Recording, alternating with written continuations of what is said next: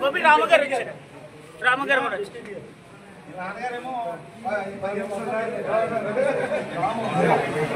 అందరికీ నమస్కారం అండి.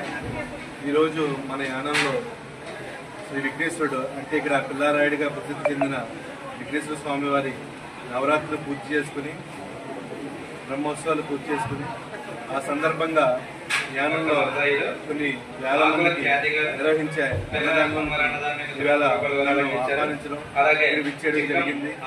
ఇలాంటి సంవత్సరాల నుంచి కూడా ఇక్కడ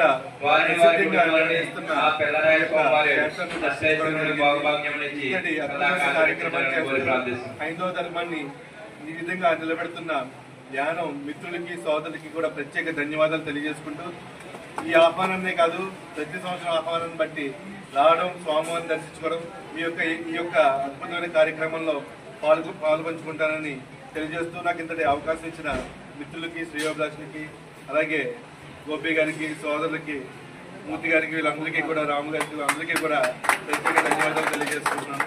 ధన్యవాదాలు.